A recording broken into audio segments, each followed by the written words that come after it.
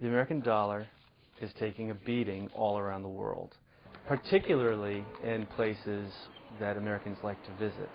So out of the top 20 international destinations Americans like to visit, 7 of those operate on the euro or use the euro for currency. The euro is now flirting with an all-time high of $1.50 per euro, which makes things extremely expensive in countries that use the euro. This has been a trend for the last few years, and Americans have been biting the bullet and traveling anyway. We have some pretty straightforward, simple financial tips that people should keep in mind when traveling abroad.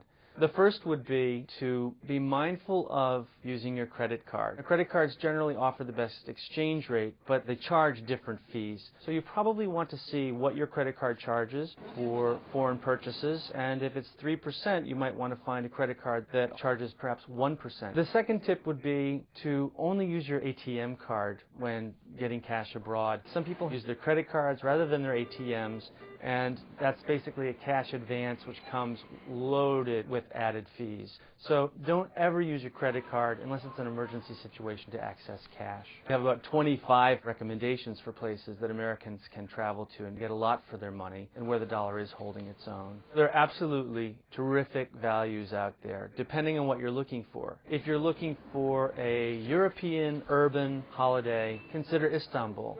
You have culture, you have wonderful hotels, great nightlife, great restaurants, and your dollar is going to buy you a lot more there than in many other European capitals. If you're considering an exotic over-water bungalow holiday, look at the Maldives.